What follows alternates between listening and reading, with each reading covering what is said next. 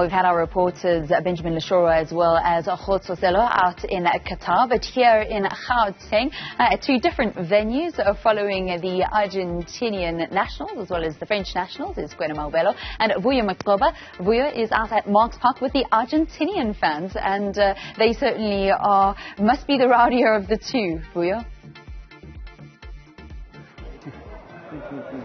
I can tell you now already that belief that they had going into this match, that they are going to go all the way and win this title, it's grown bigger. That hope and that belief is grown even much further. It takes me back to what you had mentioned earlier, 1978. You know, back in Buenos Aires, there was a group of fans that believed that Argentina could lift the World Cup. It's a similar case here at Marks Park in Johannesburg.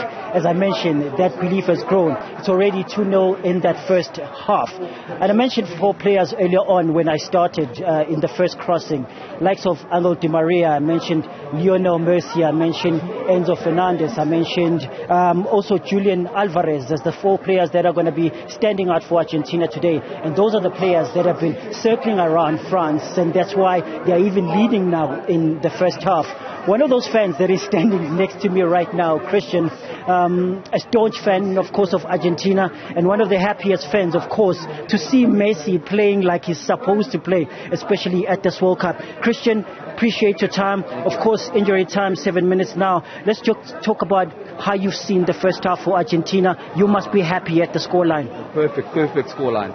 So far, they're doing what they're supposed to do. That midfield has to be tight and not let Bryanston in do the passes and keep them from getting the passes through to the wingers. When we were speaking earlier, we spoke about the Argentina journey. I mean, when it started with Saudi Arabia, that moment when Saudi Arabia beat Argentina in the opening match must have tricked up something in the Argentina team, and that's why you see them playing like this. That's very true, and it was a shock, but a good wake-up call for them. Just because you're playing anyone less than you, or ranking than you, should I say, doesn't mean that it's all for sure given.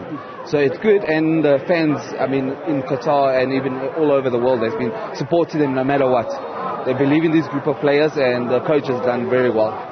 Of course, one of the standout players for you guys is Lionel Messi. He's slowly proving why he should be given the title of GOAT for this generation.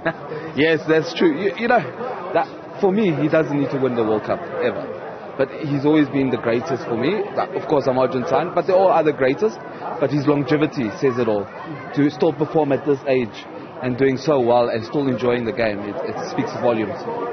And just what do you do now in the second half in closing? Do you sit back, defend? Ooh, no. We still carry on the same process. We don't defend because you know what happened with Netherlands. We carry on pushing them, carry on blocking them, and play our own game. And hopefully, we'll see you after this again. Thanks, Christian.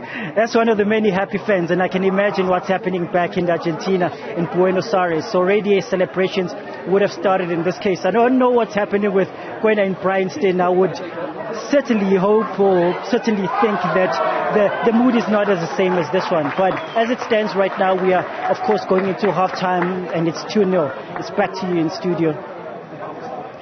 Well, let's actually check in with Kwena and hear what he has to say. You mentioned the fans in Buenos Aires. It seems as if half of Buenos Aires' population has actually made their way to Doha because, Kwena, I don't know if you've seen in the stands, but we really just see light blue and white.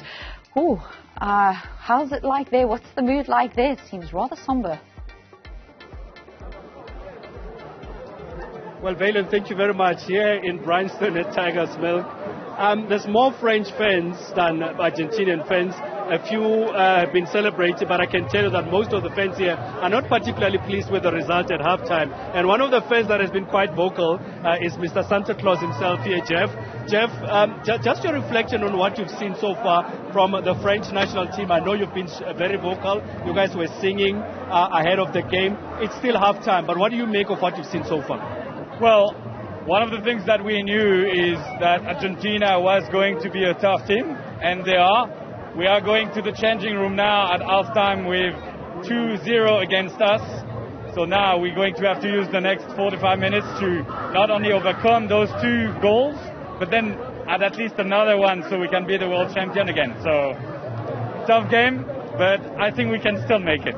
The coach has already made 2 changes. Do you think that's what you needed to just pick up the team and get into the second half a bit stronger and more aggressive? I'm not too sure. Taking Giroud out, which is one of our best scorers at this stage, is a difficult. Olivier Giroud. Yes, yeah. It's a difficult one.